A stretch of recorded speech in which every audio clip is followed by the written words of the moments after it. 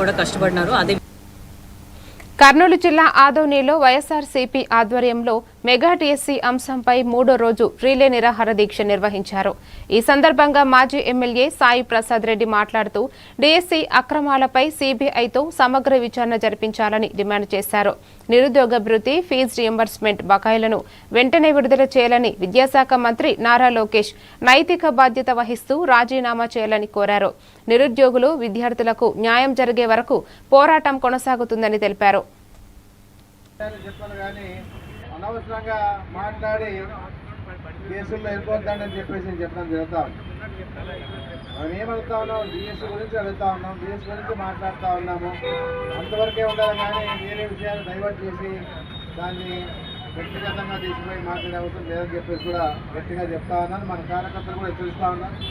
అలాంటివన్నీ చేయొద్దని చెప్పేసి కూడా నేను బాధ్యతాయుతంగా నేను చెప్పడం జరుగుతా ఉన్నానని చెప్పేసి కూడా నేను చెప్పడం జరుగుతూ ఉన్నాను.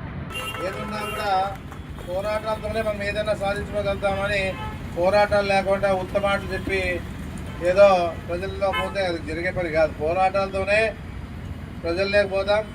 ఎందుకంటే ఇవన్నీ కూడా మనము అన్ని విధాలుగా రెడీ ఉండాలని చెప్పేసి కూడా నేను కోరుకోవడం జరుగుతాను. ఈ 3 ఏళ్ళు ఒకటేసారి ఇస్తారా లేకపోతే అవన్నీ వదిలేసి ఇస్తారా అనే దాని కూడా సమాధానం చెప్పాలని చెప్పేసి కూడా చెప్పడం జరుగుతాను. ఇంకా ఫీజు రియంబర్స్మెంట్ కూడా అదే ఉంది. దాదాపుగా 9,000 కోట్లు